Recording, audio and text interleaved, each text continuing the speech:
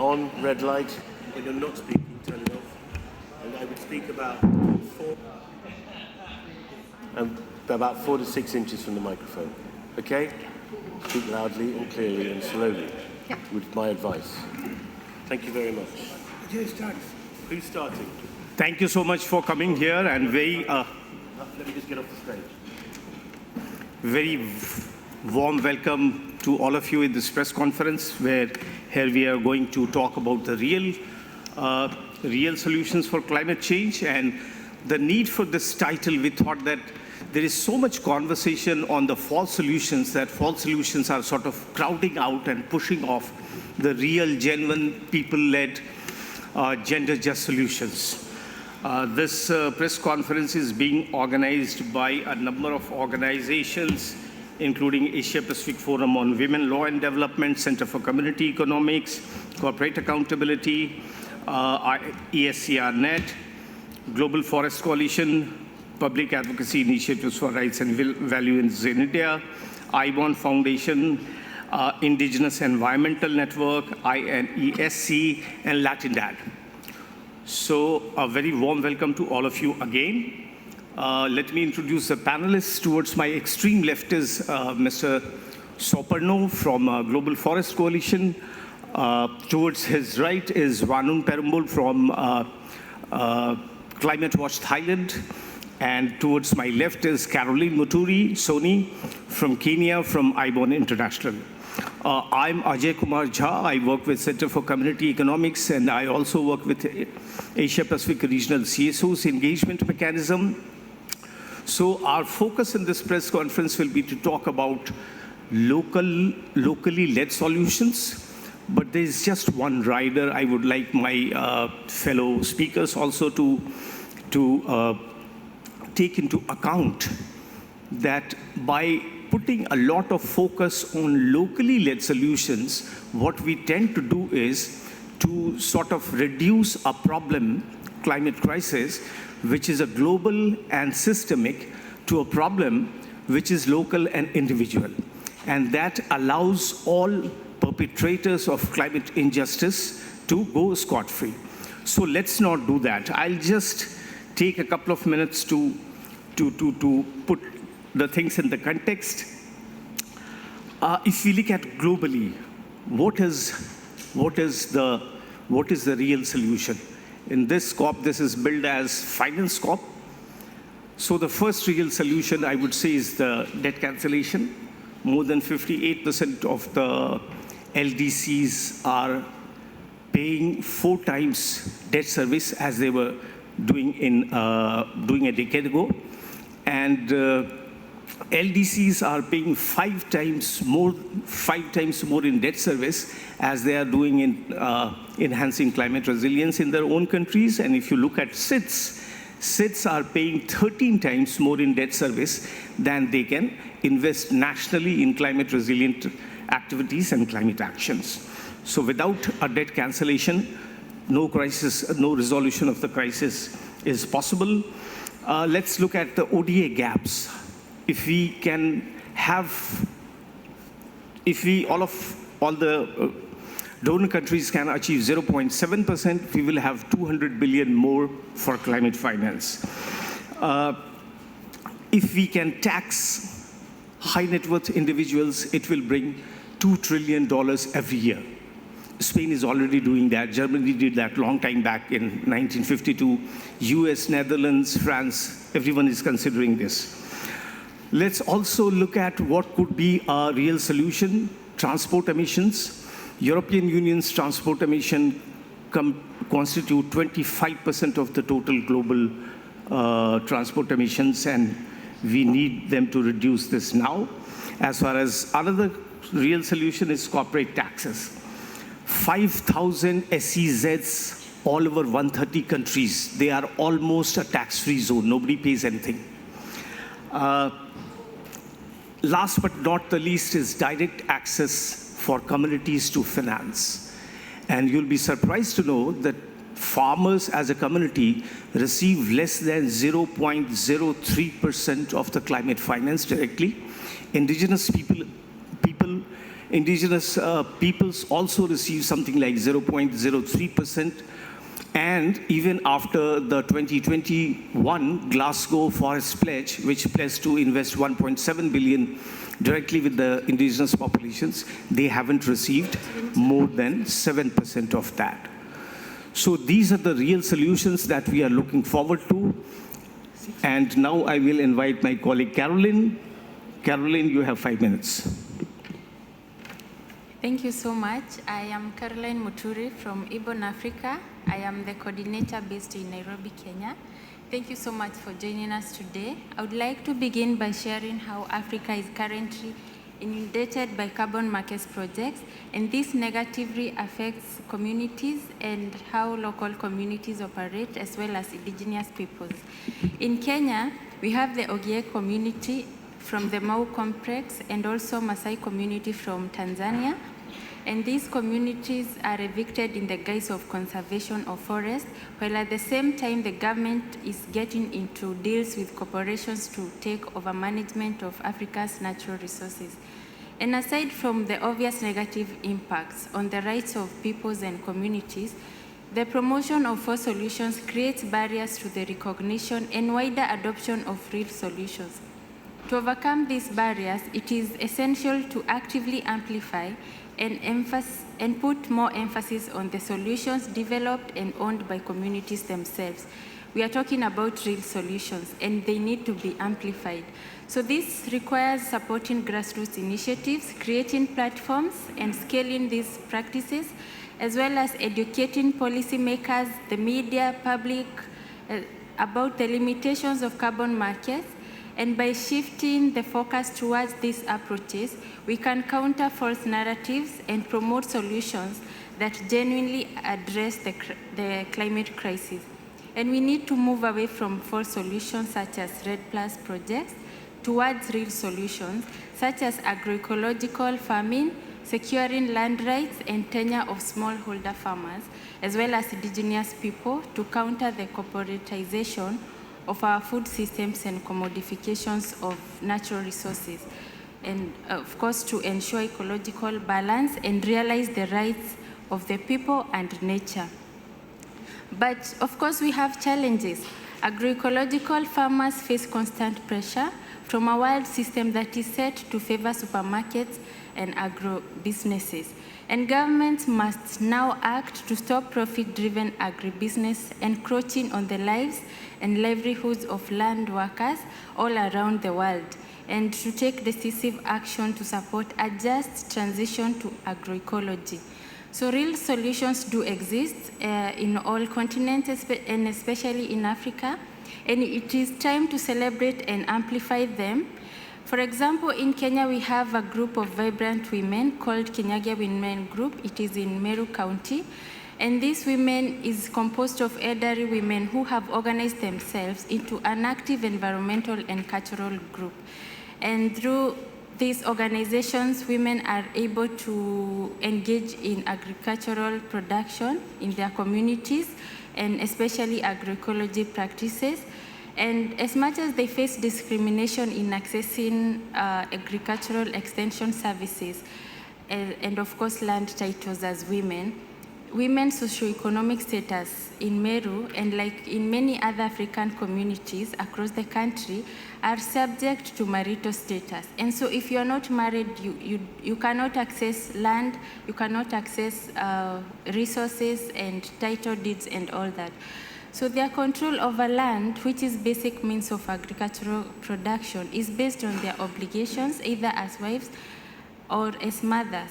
But despite these barriers, this group, Kinyagia Women Group in Meru County in Kenya, is well known for its efforts and initiatives on environmental conservation. And these groups engages in agroecology, reforestation, and conservation practices, and also cultural performances to raise people's awareness on these topics.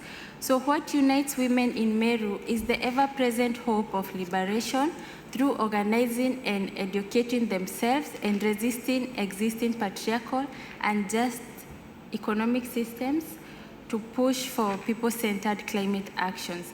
As the impacts of climate change intensify, it is imperative for us to refocus the conversation on real solutions that do empower communities and prioritize justice and sustainability.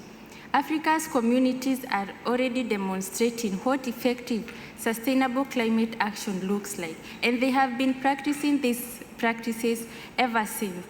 So we are looking into now more than ever. We must support these efforts, and we must resist false promises of carbon markets and ensure that climate action is really, truly just and transformative. Thank you. Thank you so much, Caroline, for highlighting the adverse impact of market-based initiatives and also highlighting that how agroecology can be a route to communities' resilience. Thank you so much for that. Now I'll go to Wanun from Climate Watch Thailand. Thank you very much. Thank you very much all for being here. My name is Wanan Permtribun from Climate Watch Thailand, a member of Asia Pacific Forum on Women, Law and Development. As we gather here in Baku, the negotiations are moving too slowly, while communities across the global south are already experiencing the consequences of climate impacts they did not cause. Governments here are discussing about the timelines, the targets, and also the commitments. But the reality is that real solutions are already happening outside these negotiation rooms. The communities most affected by climate change are not waiting for the outcome to happen. They are acting now, with or without the support. Governments must not delay any longer. Across farming and fishing communities, the impacts of climate change are so clear. Higher temperatures, long duration of droughts, rainfalls, and also storms are destroying livelihoods, pushing families into poverty, driving them deeper into debt. This is not just climate change, it is climate injustice. Communities that have contributed to the least of the global emissions are bearing the brunt of this crisis. They are owed climate reparations, not charity. Let us be clear. The global north has accumulated a climate debt that must be repaid. This is not about aid or assistance. It is about historical responsibilities for the centuries of extraction and exploitation that have fueled this crisis. Meanwhile, the negotiations here in Baku are filled with empty promises, while communities are taking real actions on the ground. And yet, while we are hearing endless discussions about carbon markets, let's not forget that over 1,700 fossil fuel lobbyists and agribusiness representatives are here in Baku, lobbying governments to protect their profits. These lobbyists are here to ensure that the status quo, which prioritizes profit over people, continues. This is unacceptable. We need system change, a radical and transformative restructuring that moves us away from the grip of corporations towards genuine community-led solutions. The transition must be rooted in justice, equity, and self-determination. The inequalities that underpin our global system are not side issues. They are central to the climate crisis. We cannot talk about climate action without addressing the deep inequalities that has been exacerbated by colonialism, capitalism, and corporate greed. While negotiators are debating now, grassroots communities are already implementing the real solutions. Let me give you some examples. Coastal communities are storing coastal ecosystem with bamboo lines and traditional knowledge to fight coastal erosion due to sea level rise and strong waves and tides. They have constructed bamboo lines that have successfully reclaimed over 600 meters of lost mangrove areas. This has brought marine life back, securing food for their families, while corporations push nature-based solutions that greenwash their activities. Communities are implementing genuine community-driven efforts. Many women farmers are using traditional rice seeds for food sovereignty. They grow traditional rice variety that are rich in nutrients and sustain their family in a market that pushes quick yield hybrid seeds that degrade soil and reduce nutritional value. They have chosen resilience over profit. This is a just and equitable transition. There are some women as well who are also saving seeds each season, making them independent from the exploitative seeds markets dominated by corporations. Their actions are a clear rejection of false solutions like climate-smart agriculture that only serve corporate profits. There are community-based renewable energy projects that signify the true decentralization of the energy system. In several regions, communities are investing in solar panels to power their farms and dry fruits. This is real climate action, shifting away from fossil fuels and embracing decentralized energy system. However, these efforts are burdened by high upfront costs, which could be alleviated by proper access to climate finance. The Global North must stop hiding behind market mechanisms and start delivering real climate finance. The progress in these negotiation rooms is too slow, while communities are already forced to use their own limited resources to survive. Climate finance must be treated as climate reparations, a debt owed to those who have done the least to cause the crisis, but are paying the highest price. From those examples that I have already shared, the real solutions must be guided by the following. There must be rights-based, empowering communities to control their own resources.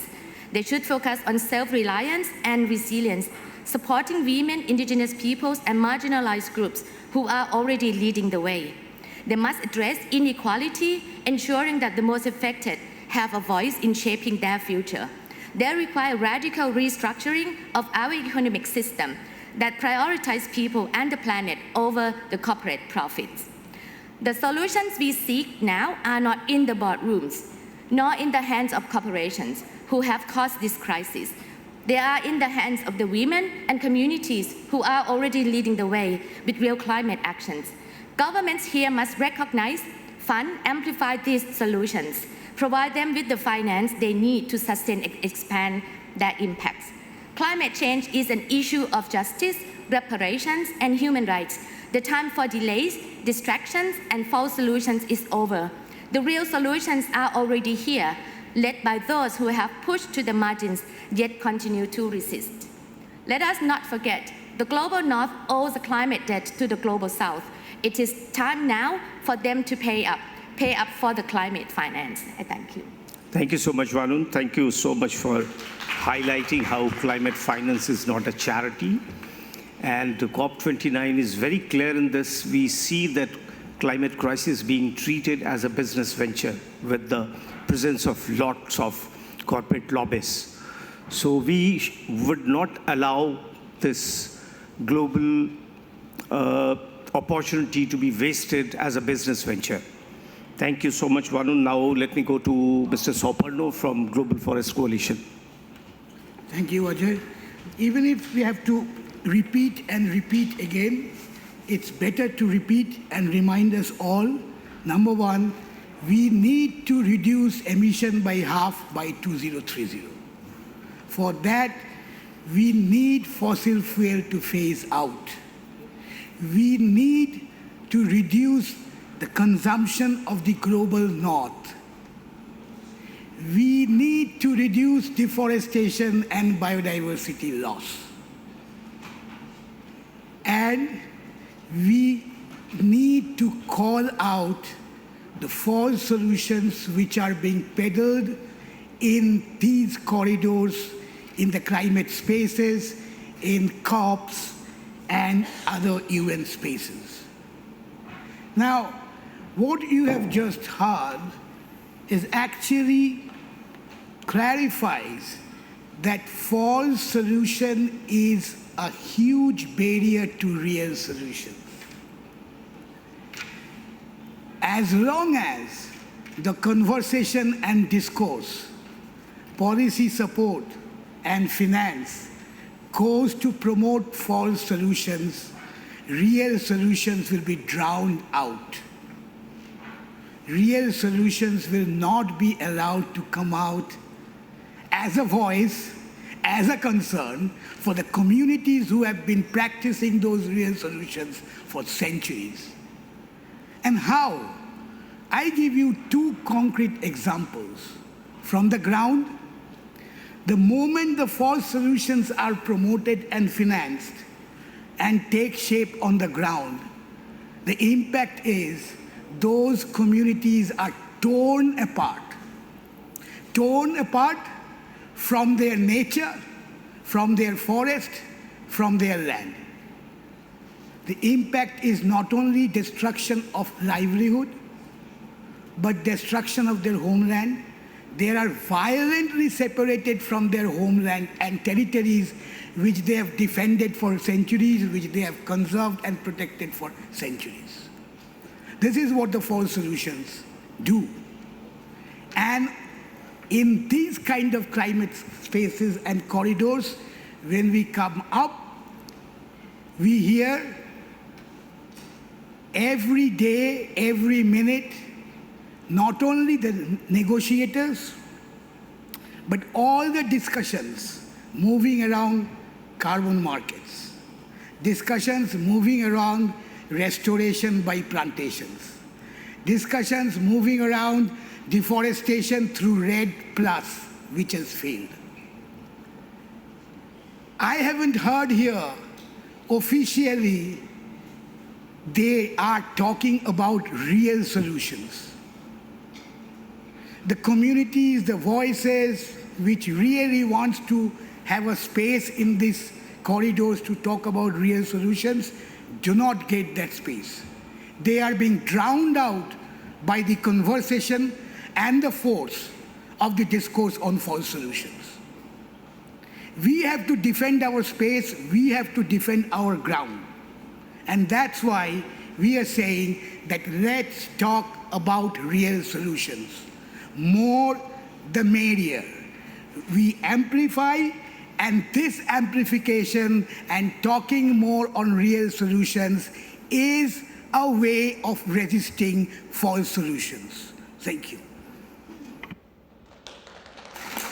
Thank you so much, Sauparno. All the speakers have very brilliantly elaborated what kind of real, genuine solutions we need for a quick resolution of this climate crisis.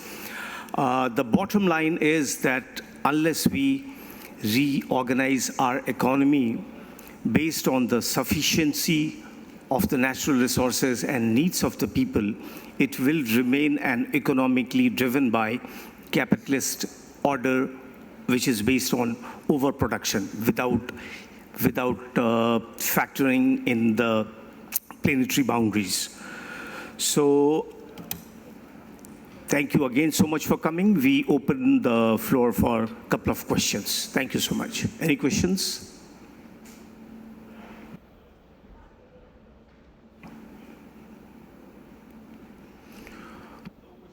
Maybe we can start from you, your last comment to finish. Okay, please go ahead. Yes, not exactly the question, but just a comment. Thank you everyone for highlighting the real solutions and promoting the community-based solutions that have already been done. And yes, as you said, that the money is there, but it's going into the false solutions. And now it has to be divested towards the real solutions. And we, just to share the briefer that we have, it is a compilation of the real solutions that's already happening on the ground. And we have it here. So if anybody would like to have a look, then please, feel free to contact us. It's from APWLD, Asia Pacific Forum on Women, Law and Development. And we have it compiled here. We have few copies. If anybody would like to see. And we also have a QR code if you want to go to the, you want to go directly to the QR code. Yes. Thank you so much, Ranjana. Anybody else? Any questions? Any further questions? If not, I'll go back to the panelists asking for their closing comments and remarks. Please limit yourself to 1 minute. Thank you so much. Yes. If anyone has doubt, there are loads and loads of documentation on real solutions practiced by the communities all over the world. Many of us have done case studies and we know what is going on. So when we talk of real solutions, real climate actions, we also need to emphasize that it has to be gender just, it has to be rights-based, it has to have an ecosystem approach. It has to be driven and governed by the communities. That is what we call real climate action, real solutions on the ground. This is the only way that we can actually survive and perhaps repair a bit of the huge damage that the planet Earth has already undergone. Thank you. Thank you so much, Saupanno. Vanun, yeah? Thank you so much. I think when we talk about real solutions, it doesn't mean that communities have all the resources to do and implement and to practice the real solutions.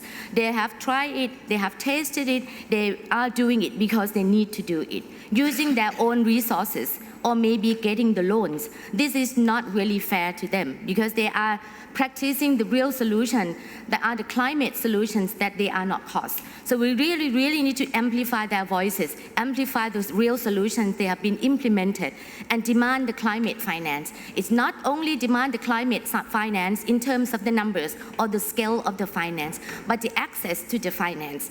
As I can see from the Green Climate Fund, money is already there in our countries, but the access to the finance from those on the ground and those at the climate forefront are still missing. We really, really need to open up that space. So we really, really need to have the direct access to those communities who are already implementing real solutions on the ground. Thank you. Thank you so much, Vanu. Caroline? Fund communities to do the regeneration and conservation. Communities have been doing it. They know how to do it. Fund communities directly. Thank you. Thank you so much to all of you.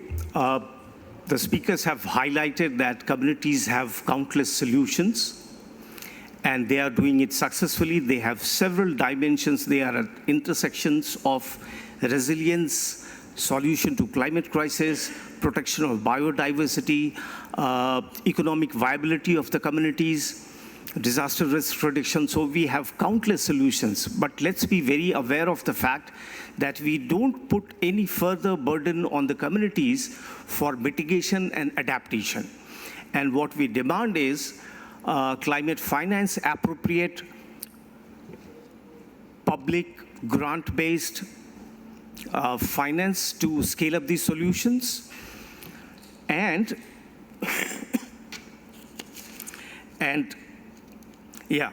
last but not the least, that while we are committed to scale up these locally led community-based solutions, we also understand the global conversation is not helping us to do that.